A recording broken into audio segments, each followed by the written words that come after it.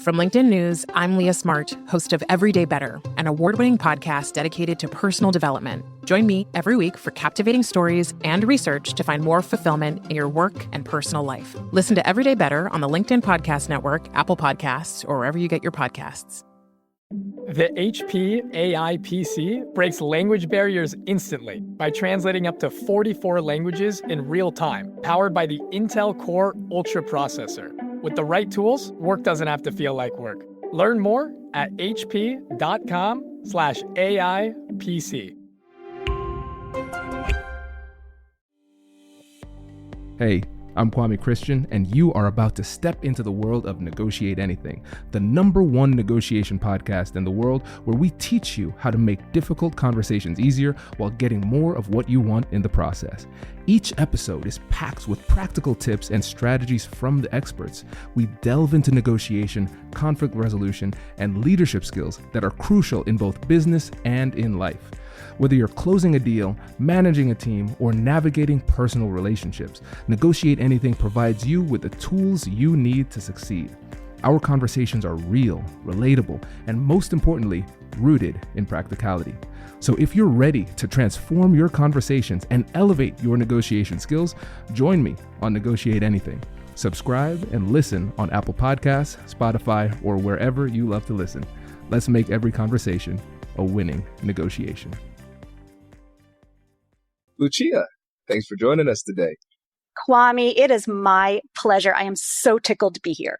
Yes, me too. Very excited. So how about you get us started by telling us a little bit about yourself and what you do?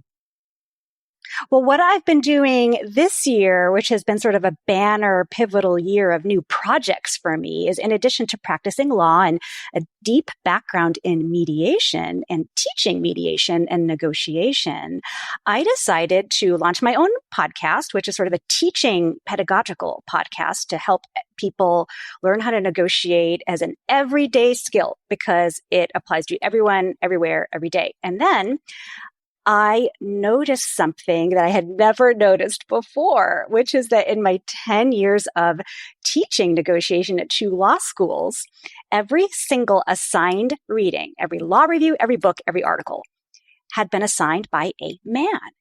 And I did a little more research, and I saw there's still such a paucity of negotiation books authored by women. And so I said, well, I could maybe do something about that. I've got so much material. And so I also wrote a book. So that's out there too, and it's coming out. And so it's super fun. And that's part of the title. You know, the super is the superpower of everyday negotiation. And the book is For the Forces of Good, the superpower of everyday negotiation. So there's that. I work with the United Nations Women as a vice president of their board for the San Francisco chapter. So, you know, I generally try to stay out of trouble by keeping busy and staying out of trouble in my case, not being so much digging in the garden like a exuberant Labrador, but just not buying more shoes. So that's how I'm not buying more shoes, is by doing these things. I love it. Well, I'm glad that you're doing these things because it's an incredible service to the world. And everybody, we're going to link to the book and the podcast in the description too. And also give a shout out to your company as well. Oh, right. So my practice is called Pactum Factum, which means in Latin, a done deal, because, you know, lawyers always got to say it in Latin. And I don't know if you remember from law school, Kwame, but usually when they said something in Latin, it meant something bad, you know, like quid pro quo harassment, you know, but Pactum Factum is good. It's a done deal. It means we're helping to bring peace and resolution to conflict and to actually empower you to be able to do it on your own. So you don't have to hire us, quote unquote, experts. That's great. Yeah. And I one of the things I love about your approach too is that you're making this accessible and you're really democratizing the content. You're making it so that everybody can get access, but you're also approaching it from a new perspective that I think is really fresh and important. You know, I don't disagree with that, Kwame. And what happened just this year at my Easter dinner table, this is a true story. We're sitting there. I've got 3 high school seniors at the dinner table. And one of them, who had never met me before, he starts chatting me up. Well, what do you do? And I said, oh, I'm a lawyer. You know, I don't really think he's going to be interested. Well, tell me more about that. What exactly? So I start telling him about my background in negotiation and my teaching and my book. And he says to me, I kid you not, oh, well, negotiation. That's really something you either have that skill or you don't. It really can't be taught. And I whipped my head around and I seared into my own son that penetrating gaze that only an Italian mother can accomplish, as if to say, did you put him up to saying that? Because that's just too perfectly teed up. And I said, his name was Nathan. I said, Nathan, boy, when you're wrong, you're wrong. Let me just tell you how. And I went into my whole thing about how that's what I did. I taught it and I'm going to teach you. And it's this book. And it's so bottom line is, even for high school, like high school students could be reading this. Don't hire me. Do it yourself. You can do it. Yeah, agreed. It's so funny. I could imagine that look you gave your son. Like, see now, it's about to get ugly. He's probably like, Mom, please don't.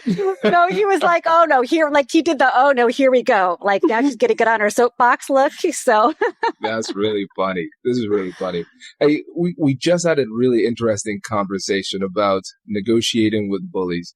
And I know that this is something that I get a lot in trainings. People are always asking, well, how do I deal with a bully? How do I deal with somebody who's super aggressive? And what's really interesting is that there's very little out there on the topic of negotiating with bullies. And so what I want to do is I just want to tee you up and allow you to go on your soapbox for a bit when it comes to this topic, because be careful so with that invitation. Okay. Oh, was that the tee up? Right there. Okay.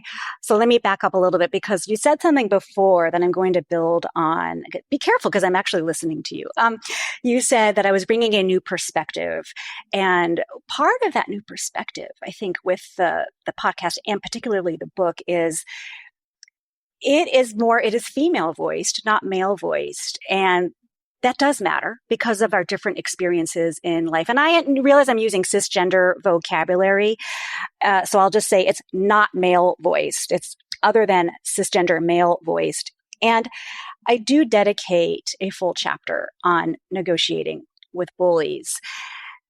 I have had too many experiences with bullies in my own life as a child. I mean, starting in childhood. And then I guess I have been surprised time and time again at how many times as an adult I have had to face down bullies and negotiate with bullies. So I continue to be surprised that, we do hear a lot about bullying in terms of children and at school, and even legislation in other states. I know Illinois just passed some about bullying and in schools.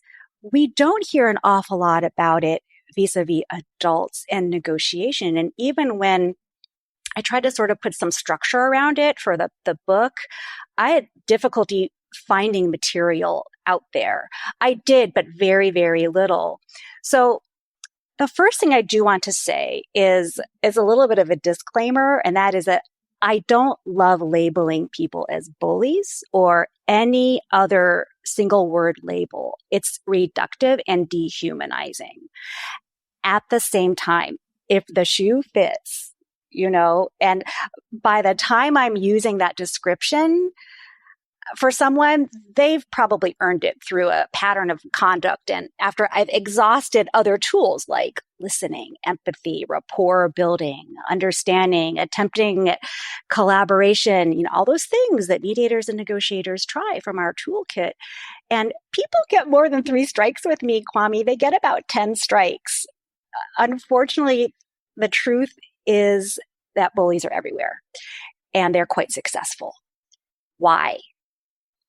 Well, I hate to break it to you. We're a society here in the United States that doesn't just tolerate bullies, we enable them with guns, for one thing, and also with capitalism.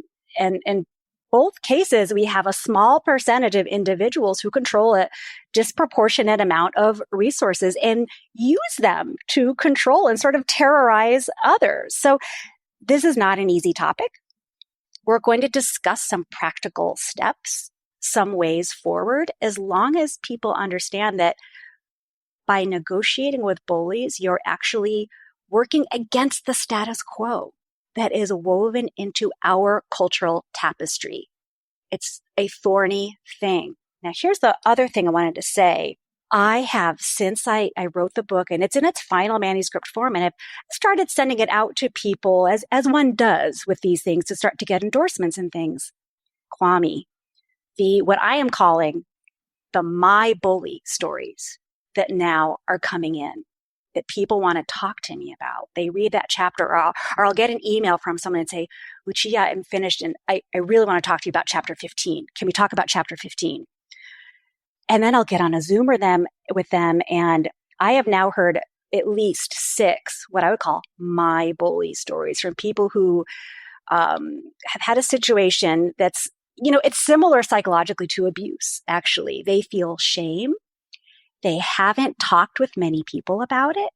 They tend to relive the situation in their minds, trying to understand it, wondering if they did something to invite the treatment. They think they did something wrong. And maybe they've talked to a spouse or a partner or even a therapist about it, but otherwise they've kept it really quiet because there's sort of shame associated with it and confusion. And now they have someone to talk to about it, like, oh, you really get it. So I'm hearing these stories, and not just from women, by the way. This is not, I think there probably are some gender patterns, and I haven't studied that scientifically. It's not just men being bullies against women. So I want to make that clear. And I'm also going to say something that's going to make you go, wait, what? Whoa, you just totally pulled the rug out from under us, Lucia. I don't think you can negotiate with bullies. At least not alone. So that I think is the key. I'm going to talk a little bit about, you've probably heard, Kwame, have you heard of Bill Eddy? He's like a ninja. Have you had him on your show? No. Okay, you're going to reach out to Bill Eddy, and he's an attorney, therapist, and the world's leading expert on managing disputes involving people with high conflict personalities. So he doesn't really use the term bully, but that's his term for it. And he does offer some advice on negotiating with bullies. And I summarize that in my book, and then also add some other things of my own and from behaviorists, right? And it's worth trying because you never know what might stick. So one of them, and the good news is these skills apply in so many other contexts too. So by trying them out, you're just practicing and building these skills anyway. Try building rapport. Okay, flip the narrative. Don't assume that building rapport is a lost cause. A bully isn't expecting kindness or empathy in response to their high conflict tactics. So employing empathy, listening, rapport building can be disarming. So I call it sort of channeling your inner Nelson Mandela, who, as you I'm sure know, modeled the ultimate in empathy and compassion, but actually befriending his oppressor, his jailer. And he writes about that in his own memoir, or wrote about it. So another piece of advice is ignore them. Now, you may think you can't ignore a bully because they're so confrontational. Try it. A behaviorist will tell you that ignoring undesirable behaviors is the most effective way to extinguish them. Like a wind-up toy, they might simply run out of momentum. So in episode 10 of the Superpower of Everyday Negotiation, which is my podcast, my co-host, Nina Greeley, actually provides an example of a negotiation where she successfully employed the ignoring technique with a high conflict negotiation opponent. Then there's this one, avoid giving in. Now, bullies don't negotiate. They make demands. They threaten. They fight. They want to fight. That's their playground. High conflict people are at war with the world around them, and they go from relationship to relationship with intent to dominate. But when they win, quote unquote, by dominating, they're still not satisfied. So they think they want more, and the cycle continues in perpetuity. Giving into a bully doesn't bring relief because you have no assurance that the same thing won't happen in the future. And so it does happen in the future. You also need to know your bottom line. And this is basic negotiation 101, right, Kwame? You need to know when no deal is better than a bad deal, when to walk away. So, and this actually harkens to an early chapter in my book on planning and also in my podcast, and that I'm sure you've covered here on Negotiate Anything, the importance of planning and negotiation. Know how far you're willing to go. If you've got a team involved, make sure you're all on the same page. Know your BATNA. I know you've talked about BATNA, so I probably don't have to even spell that out for people, but that's our buddies Fisher and Yuri. And that's from the program on negotiation out of Harvard Law School for people who are among the uninitiated. And when it's time to stop negotiating, and you have to be firm about this. Then there's your temperament. Appear calm and patient doesn't mean you have to feel it on the inside. You've heard the expression fake it to make it. It's effective. Bullies, high conflict people, love to get emotional and then try to get you emotional. Try to stay calm and focused on what you want. Even if you're just acting calm, like I said, if they get you emotional, they've already beat you.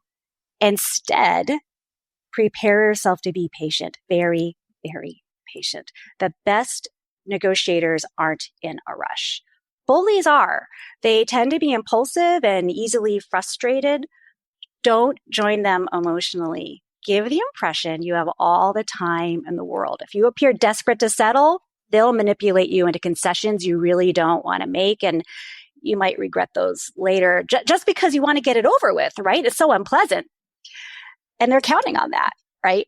Instead, prepare yourself for the long view. And then look, you could always try to bring in a neutral decision maker or a mediator too. If all those other steps fail. So if it's just going on too long, this negotiating is dragging out, you can suggest a mediator. So in families, it could be a mutually agreed influential person in the family. If it's a neighbor dispute, you could propose going to a community mediation center where people are actually trained to help. Often bullies don't love this idea because then they aren't the most powerful person in the room and they have to follow rules, right? They like to make up the rules. They like to make them and they like to break them. So it's hard for them to argue with the neutral person because that person won't be intimidated or influenced by their tactics. And this is not foolproof. They are practical steps and they can work. Remembering when to walk away. And then this is making me think about Robert Axelrod and his evolution of cooperation. And I don't know how familiar you are with that, Kwame, and how his iterated trials of the prisoner's dilemma game theory problem. He got from this computer program, he ran a contest, and the one that won the contest was called the tit for tat protocol. And he had these 4 different steps for the tit for tat protocol, which is you start off by being cooperating.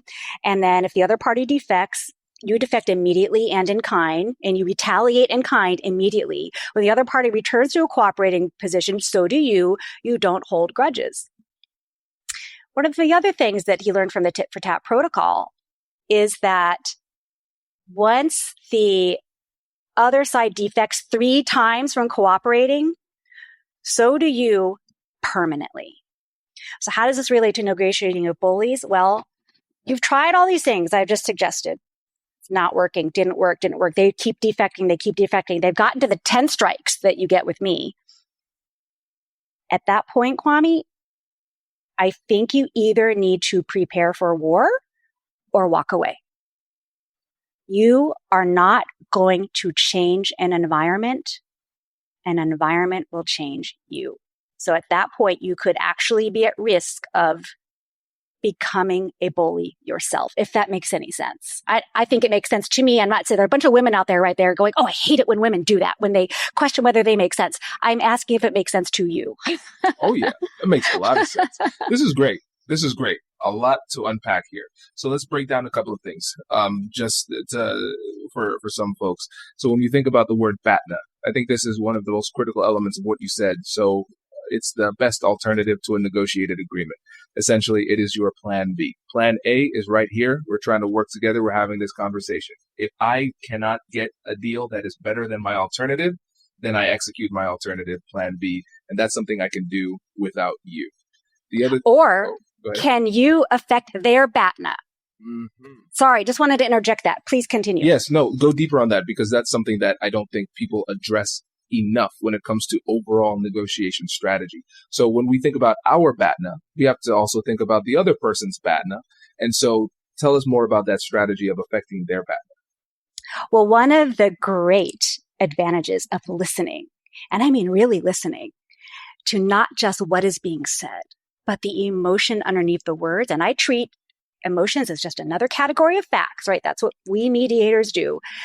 If you're listening to the content plus the emotion underneath, the why it matters, you're getting a lot of information. So if you're doing more listening than talking in this ongoing negotiation with this high conflict personality, you may very well discover some information where you say, so they're really influenced by maybe some third party, in the world, maybe even just a spouse or someone else at work, where you can go, well, I wonder if that person has any idea that this is going on, or I wonder if can you use that third party as an audience or as an excuse or as a justification or as an ally, right? Essentially that by listening and by going through the information gathering process, you could discover a way to affect their choices, their alternatives. And the other part about negotiating with bullies, remember the part where I said you can't do it alone? Gather allies. I think the way that the bully is taken down to a human level to humanize the bully is they got to be outnumbered. They have got to be outnumbered, and not by a source of authority, by their peers. So assemble a posse of peers, of their peers, to say, hey, knock it off. What are you doing? Don't be a jerk, whatever it is. And not just one person, but like 10 people. Easier said than done. You're not going to do it alone, though. Hello, my friends. Before we get back to today's episode, I want to ask you a question. Have you ever wondered how to elevate your team's negotiation game and how you can help the folks on your team have better, difficult conversations? At the American Negotiation Institute, we offer transformative keynotes and workshops tailored to empower professionals with top-tier negotiation and conflict resolution skills. Whether it's a keynote for your next event or hands-on training for your team, we've got you covered. Don't just negotiate. Master the art with the American Negotiation Institute. Click the link in the description to find out more. Elevate, negotiate, and succeed.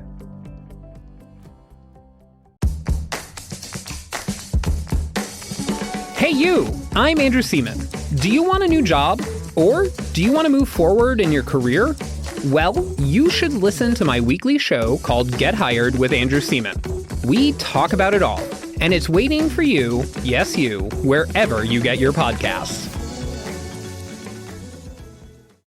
Introducing the HP AI PC, your powerful AI assistant. Easily search through personal files, gain valuable insights, and make smarter, more informed business decisions. Unlock the future of work today with the HP AI PC, powered by the Intel Core Ultra processor. With the right tools, work doesn't have to feel like work. Learn more at hp.com/AIPC.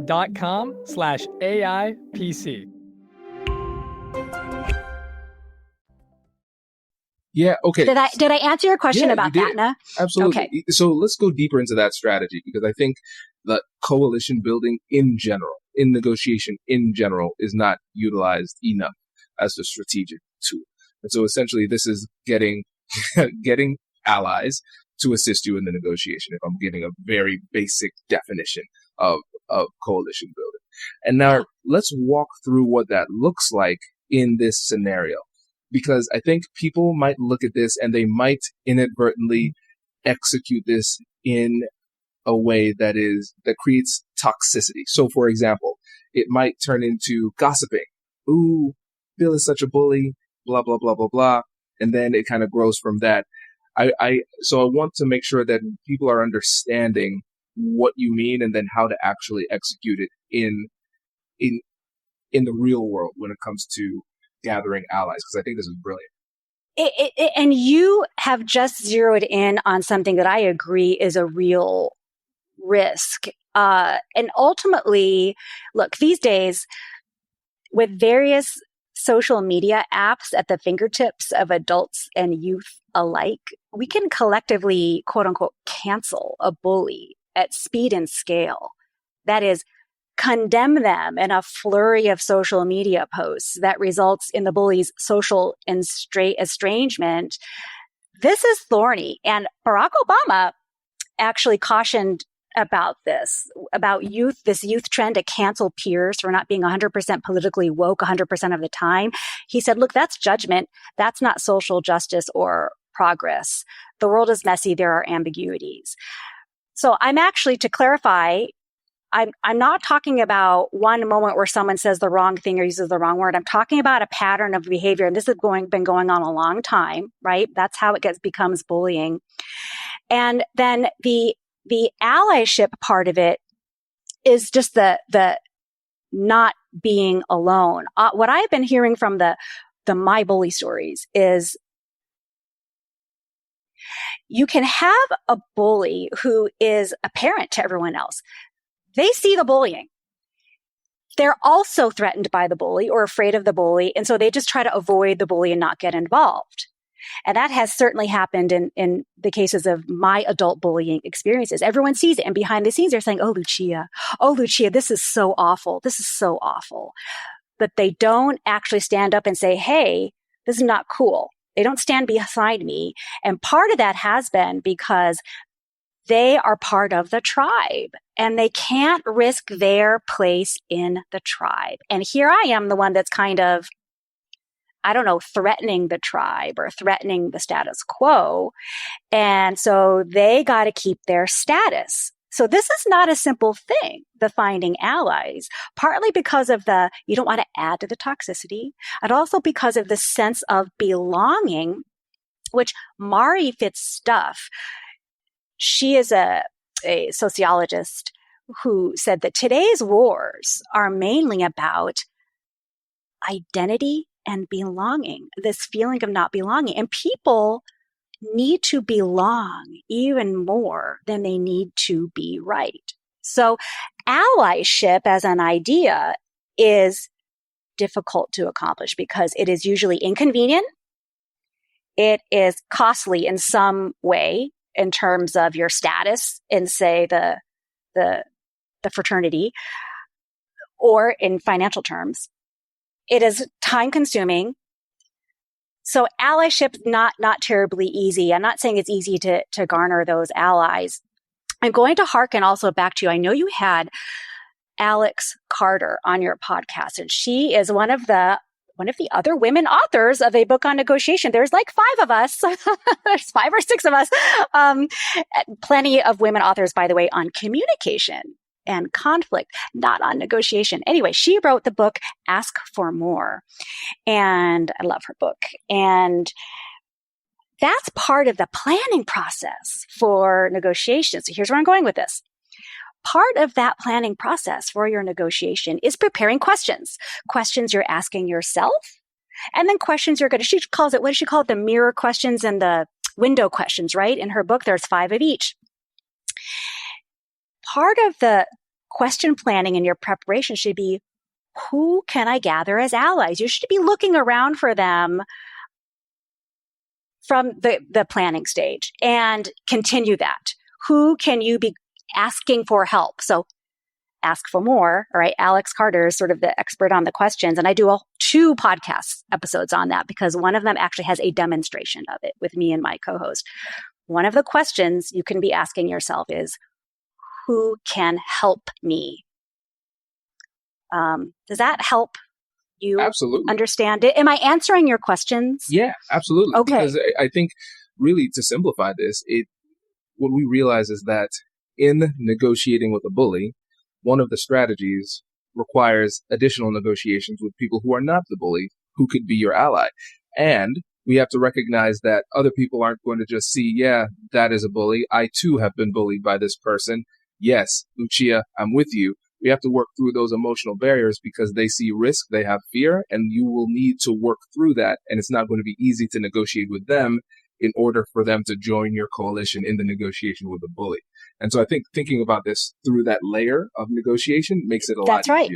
And negotiation is often a series of smaller negotiations and side negotiations. And the other thing about trying to gather allies is it also leverages, because I know you've had Robert Cialdini on your show, it also leverages one of the, he has like the top 5 or 6 influencers, which is social proof. Social proof is one of them.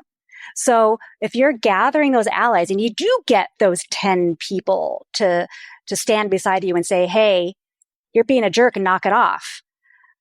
That's using social proof. That's why I say it needs to be peers, not authority. So you're leveraging that heuristic, which is an old, Daniel Kahneman and Amos Tversky heuristic that they won the Nobel Prize for. It's a really powerful one because oftentimes when we don't even have enough other information to look to, just looking to social proof will inform our behavior. And that can be, there's another side to that coin as well, too, right? If it's uninformed and you're just jumping off the cliff because everyone else is, well, then that's got a host of possible risks as well. None of this, I'm not saying any of this is easy. It is nuanced, and that is why we're talking about it. 100%. And Lucia, I think that's such an important point because everybody's looking for that silver bullet. I'm dealing with a bully. How do I deal with it? Oh, cool. Say these 3 words and like a magic incantation, the bully automatically becomes a puppy. It's not how it works. It's going to be tough. And I think understanding that it will be difficult is an important part of that too. Right. Managing the expectations going in and also understanding don't try this alone, kids. Okay. And you said, some sort of magic incantation. That made me sort of wonder when I did read Bill Eddy's advice, and I say this with all the love in my heart. And Bill Eddy, if you're listening to this, I think you're such a ninja. I wondered if it was a little bit like the, I hope I'm getting this right. Was it Elizabeth Kubler-Ross, who in the late 60s, she came up with the 5 stages of grief, which it's like anger, denial. I'm not getting this in the right order. Negotiating, sadness, acceptance, something like that. Okay. She comes up with these 5 stages of grief. And then I heard a resilience expert talk about this on Shankar Vedantam's podcast, The Hidden Brain, that's what it's called, where she said, it almost seems like those 5 stages is a tool for therapists to tell people so that they sort of feel like, hey, look, I am giving you this tool and this is what's going to happen and you're going to go through this and I'm doing my job. And she said, it ends up just feeling like all these things are going to happen to you and you have no control over it. And it's not actually that helpful in terms of dealing with grief and being resilient. And I sort of wonder when I looked at some of these steps, is this sort of like the Elizabeth Kubler-Ross stuff where some sort of experts can say, well, this is how you negotiate with bullies. And then they get to feel like they've been really useful when actually your own experience doesn't change much. I really thought about that, Kwame, before I assembled this chapter in my book. And I am still convinced that these steps are extremely worthwhile trying. Again, if for no other reason that they actually help you just hone your everyday negotiation skills. And you can always fight later. That's what I always tell people. You're not giving up your right to fight by being in mediation. You can always fight later. Absolutely. And I think it's important to recognize that that's an option too. It's probably not the option we want to take. And as a lawyer, I know you're familiar with this because I had clients back in the day. They did not want this conflict. They didn't want to be in this situation. But I told them that sometimes the war chooses you and you have to rise to the occasion or you're going to get steamrolled. That's the situation. Exactly. And at the end of the day, it's our responsibility to protect ourselves, and we have to do whatever it takes to do so. Yeah. And so that's what happened to me in a bullying situation that I ended up in last year, which was a group bullying situation. And I do talk about it in the book. And I sort of introduce it in an earlier chapter, I think chapter 11, where I talk about the language we use in negotiation and just with other, and how our vocabulary here in our culture is so laden with fighting language. We hear it all the time. Fighting for a cause, fighting for progress, battle of the sexes, battling with an illness. And it's combative. It creates a combative tone. And it's particularly attorneys, I think, are seen as fighters. They just want to fight. And so when I was actually advocating for some pretty simple diversity, equity, and inclusion steps in this organization last year, where I was president and CEO, the first woman in the almost century history of the organization. And they said, Lucia, you're being such an attorney. Why are you fighting us on this? They kept using the word fight to describe what I was doing. And I kept saying, I am not fighting. I am advocating. There is a big difference. Didn't matter, Kwame. And this is getting back to what you just said. Don't worry. I'm going to coming back around full circle. You are sometimes, despite every intention, every effort, every tool you have in your everyday negotiation toolkit, you get drawn into a fight. You don't want to be there. You didn't ask for it. You tried to avoid it. You tried to be the peacemaker, the peace builder, and you're in it. And so then that's when you have to have these other, the BATNA, the WATNA, the MALATNA. This is the worst alternative, most likely alternative. And who have you got to help? Who have you got to help you now that you've been drawn into this fight? Sometimes, as you said, the fight finds you. Yeah. And it's a tough situation.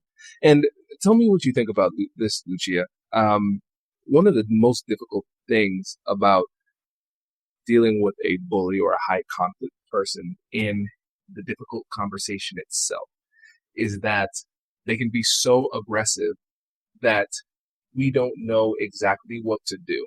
And it almost seems like we make the mistake, the classic negotiation mistake, of trading substance for emotion in one way or another. So they want us to do something, make some change, make a concession or something like that. And so we can tell they're angry about it. We don't want them to be angry anymore, so we make a concession. Or even if we don't care about their emotional state, we care about ours, and we feel pressure, we feel fear. And then in order for us to alleviate the emotional distress that we're in, we get a concession, almost like a flight response, so we can exit as quickly as possible. So we satisfy our emotional needs in the moment in order to get out, but then long-term goals have been thrown aside. And so what advice do you have for people in the heat of the moment to deal with that type of pressure? Right. Okay. So this is really getting into, and I have a chapter on this too. I think it's chapter 9. You'd think I have my chapter numbers memorized, but I don't. And this is getting to that reptilian brain stuff, this amygdala, hippocampus, that the executive functioning of the brain, not operating right now, right? This is the fight or flight. Is it a stick or is it a snake? Oh, it's a snake. So I've got it. And so it's the fear center. It's the emotional response center. This is terribly difficult to be aware of. It requires incredible presence of mind in the moment, because then there's Paul Ekman, who, if you're not familiar with that name, he is sort of the world's foremost specialist. He's a psychologist out of University of California, UCSF, San Francisco, on lying, lies and emotional micro expression. And he talks about in his book, Emotions Revealed, the refractory state. The refractory state is this period, lasts an average of 20 minutes, in which your brain is at the reptilian level. It's the amygdala response. You cannot take in any information. It's going to be purely reactionary and emotional, not necessarily productive. The tough part is recognizing in yourself when you're in a refractory state. That's where I say it's getting back to the gather allies. Who do I have that can help me? Who can I have next to me at the table or on the Zoom call or whatever? Because it's more likely than not that that other person, and this is what mediators are so good at, we can identify when someone's in a refractory state because it doesn't affect us. So it really, I'm doubling down here on the gathering allies, because the thing about bullies is, yes, they want to get that emotional response and they want to scare you so that you will give in. And then when you do, guess what? You've just reinforced that behavior. They're just going to keep doing it because it was successful. And then, as you said, it's a short-term goal, and it in the end, it doesn't really benefit you. And you've given in, which was one of Bill Eddy's advices, is don't get in. The other thing about bullies is their threats are not idle. When they make a threat, they will carry it out. And so should you, by the way. This is a basic negotiation tip. Now, I am not advocating the use of threats in negotiation. I think using threats needs to be extremely carefully considered. If you make one, if you use it as a tool, be ready and willing to execute. Do not make idle threats. Bullies don't. So they are not satisfied until you're not just defeated. You are ruined and your head is on a stick in the public square. And a lot of this too goes to this idea of loyalty versus justice and fairness. So this fascinated me, Kwame. I wrote about this somewhere in my book. I can't even remember where. It's this group of researchers out of Northwestern University's Kellogg School. They inform us of the tension between two competing values, loyalty and justice or fairness. And depending on where you land on that continuum, how that impacts if you speak out, if you speak up, or if other people, this is getting to the allyship part, right? If those people who are potentially allies, if they're going to be willing to do it. Those for whom loyalty to the tribe, to the group, outweighs the value of justice will remain quiet. And they might harshly judge people who speak out. Okay, so me as that disruptor last year, disrupting the status quo, right? Those for whom justice outweighs loyalty will speak up and be judged harshly by people who value loyalty and see it as a betrayal. And that's one of the many things that gets in the way of allyship. That and the fact that allyship is usually inconvenient, uncomfortable, and costly. So I don't know if that's helpful. It is interesting. There are so many dynamics in play, and I hope I answered your question about what can you do in the moment, which is try to be as self-aware as you can. And that gets back to planning. Mm-hmm. If you've done your planning and looked at alternatives and BATNA and done your listening and asked out those window and mirror questions that Alex Carter helps us with and all these things, you're going to be so much better in the moment because you're not just shooting from the hip and trying to process all different kinds of information coming at you at once. You will have a better chance of being present in the moment and recognizing when you're becoming emotional. So you could say, time out on the field. We're taking a break. You take a break. You walk away. You let that refractory state pass. Absolutely. Yeah. And to your point about making threats and following through, I know that's not something I talk about much on the podcast, but you're absolutely right. You have to follow through on that. And the way I think about it is that I think about it not through the lens of threats. I think about it through warnings where I'm still empowering the other person because I feel like a threat is something I'm choosing to do to you. But a warning is more like this is something you're doing to yourself. So it's an if-then proposition. Right. So I like the self-empowerment of that. That's very, very much like the mediator toolkit, isn't it? Exactly. Yeah. The self-determination. Like, Lucia, I understand this is really important to you. I have things that are important to me too. Just want to let you know that if we're not able to get an agreement here soon, then I'm going to have to use my, whatever the situation is, BATNA. And I let people know. And now it's up to you. Now it's your choice. Now, if what happens. If I drop the hammer, you dropped it on yourself. But I gave you fair warning about what's coming. So they're still in control. But you're 100% right, because every time you make a threat or a warning and then you don't follow through, you lose credibility. They don't take you seriously. And then they're more emboldened, like, oh, sweet. Now I see who I'm dealing with. This person is bullyable. So I've been encouraged in this situation.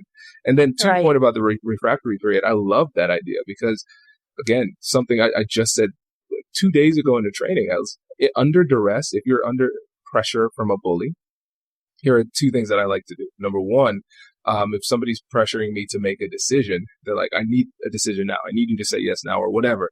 I was like, listen, hey, if you didn't need a decision right now, the answer is going to be no.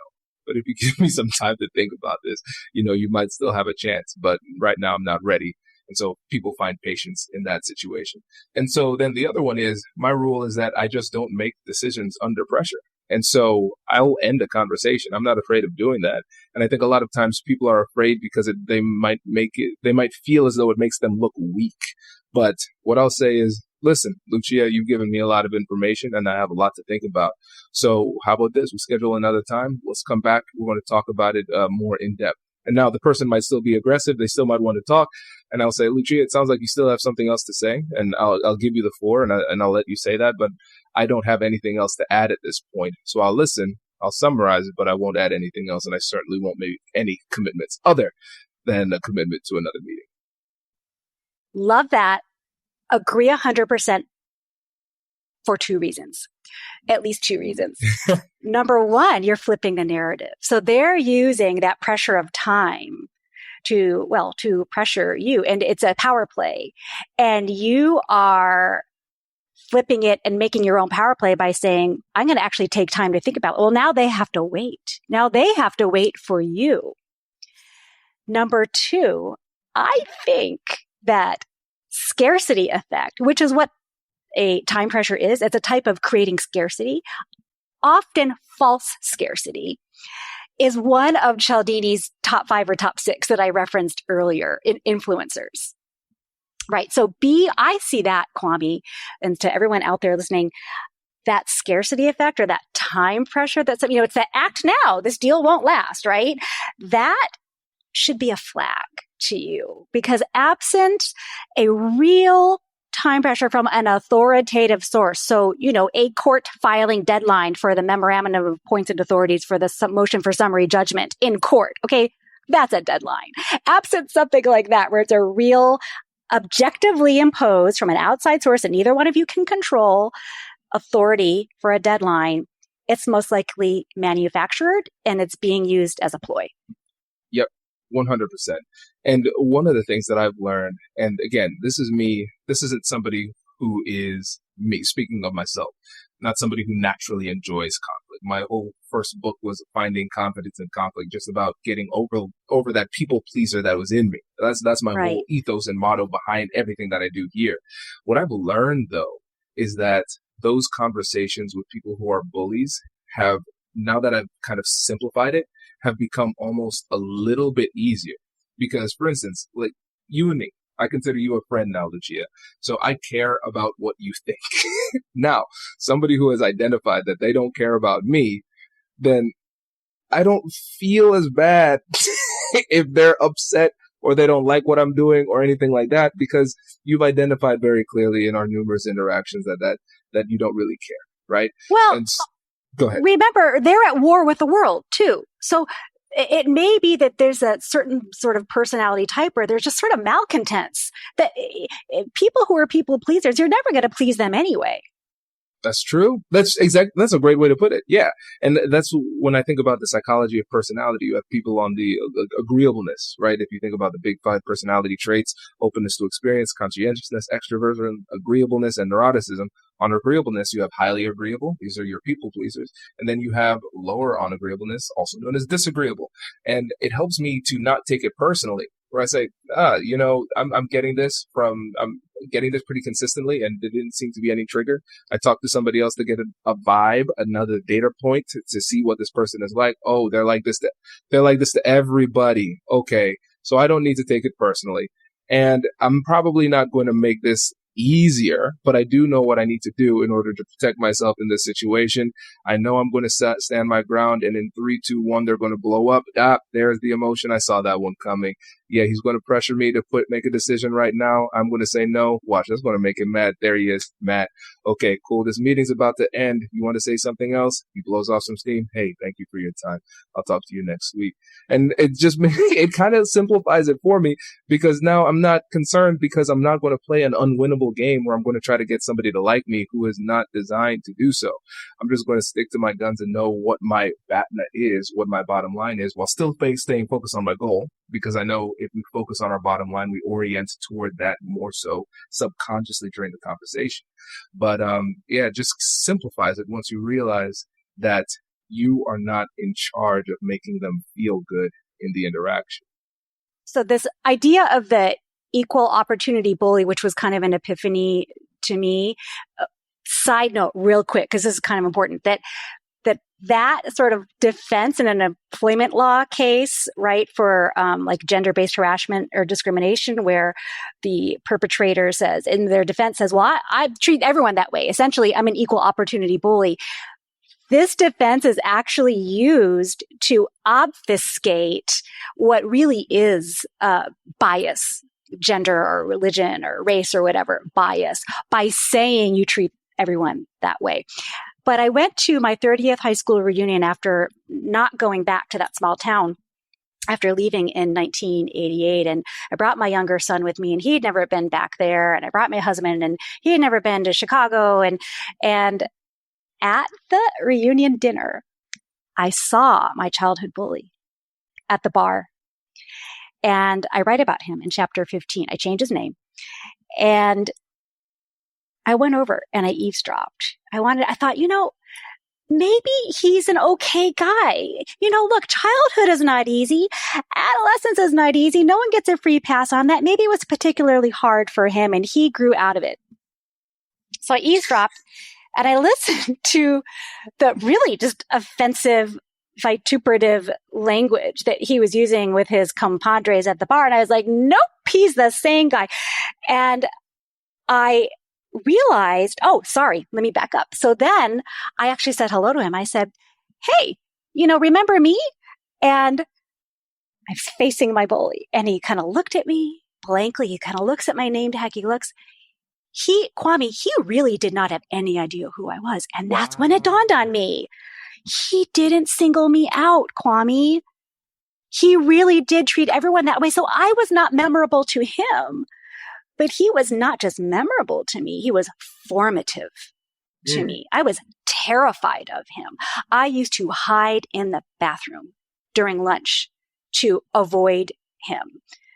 I had tried hiding in a library, and then the librarian came and said, well, you're not allowed to be in here.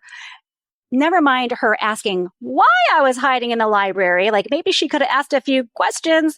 So then I just hid in the bathroom during lunch. This was in middle school. So then I get back home after the 30th reunion. I look him up on LinkedIn. He is, I kid you not, remember how I said bullies succeed, bullies win? He is some C-suite level executive working in, pause for dramatic effect, human resources. Oh my goodness. Oh. So put that in your pipe and smoke it. Wow. So here, that's incredible. That is incredible. So the listeners know this. I talk about it all the time. I'm obsessed with chess. I love playing chess. I love that story from your book. Cracks me up. Oh, yes. I'm better now. But yes, I love playing chess. And so I remember when we were first starting to play chess in, grade school, and how it goes. Somebody learns the 4-move checkmate. And then they just start decimating everybody. Nobody knows how to stop it. But the thing is, once you know how to stop it, you recognize the simplicity, and then the person's way out of position by trying to go for a 4-move checkmate. When it comes to bullying and difficult conversations, most people don't take the time to learn the art and science of negotiation, understand communication and difficult conversations. And so the bully just keeps on running through life, hitting people with these 4-move checkmates. Right. They don't need a deeper bag of tricks because it always works. And that's why they lead to success, just like you said. Yeah. But if you start to develop that defense system and you start to understand and embody these tools and techniques and strategies that you talked about today, then you realize, yes, I will say that this was an unenjoyable experience dealing with the bully. However, I will say that my outcome is far superior than the majority of people because I actually know what to do. And once you get past that bluster and emotion and force at the beginning, there's really usually not much depth beyond. Right. And what you're really talking about is that detachment so that you're not getting into that amygdala hippocampus response, the amygdala hijack, I think is what they call it. And so you don't get into that refractory state. In other words, you've already said, oh, this actually is not personal. This is someone who treats the world that way. Oh, therefore, I don't have to take it personally. You've recognized the pattern of behavior. You've even started to predict it. You're like, yep, there's step 3 right there. And step 4 is coming in about 30 minutes, right? And so that gives you that leg up because you're detached. You know what I might advise my kid's self growing up in the pre-personal computer or social media or smartphone era is to combine what Chris Voss calls a no-oriented question. Zoe Chance talks about that too in her book, Influence is Your Superpower, which came out this year. Combine a no-oriented question, which works like this. Would it be impossible for you to consider a break in price? That's the no-oriented question. So you combine that with organizing the coalition of peers, the Cialdini social proof, to confront the childhood bully from my school. So that is starting with close friends and expanding out. Ask them, if I got 10 of us together to tell him to knock it off, would it be unimaginable for you to be one of those 10? And once I got a no, meaning yes response from them, we would gather and make a plan for the moment of reckoning. So Kwame, I live just down the road essentially from Silicon Valley. And once those Silicon Valley tech geniuses invent a safe and reliable time machine, I get to give that a try and I will provide a full report. What do you think of that? I love it. And then you saved an entire human resources department in the meantime. Right. Yeah. I saved the human race, Kwame. Come on. This is great. Lucia, really appreciate it. And before you go, remind the listeners about your company, your book, and your podcast and how they can get in touch with you. Oh, sure. So it's pactumfactum.com. It's Latin for a done deal. So you could just Google Latin, a done deal, pactumfactum.com. And I'm Lucia, Lucia, at pactumfactum.com. My podcast is Forces of Good, the Superpower of Everyday Negotiation. And my book is releasing on October 1st for the Forces of Good, the Superpower of Everyday Negotiation. Love it. Lucia, thanks so much for joining us. Really appreciate it. Super fun. Thank you, Kwame. You are working for the forces of good. Thank you. Appreciate you. Congratulations! You've just joined an elite club. By listening to a full episode, you're now officially on the Negotiate Anything team. So welcome aboard. What most team members do is they subscribe to the podcast because that allows them to automatically get the latest episodes of the show. The best things in life lie on the other side of difficult conversations. Keep learning, keep practicing, and keep getting better. Your relationships will improve, your career will soar, and you'll have the confidence you need to get the most out of these crucial conversations. Again, thank you for joining the team. We're excited to have you, and I will see you in the next episode. I'll catch you later.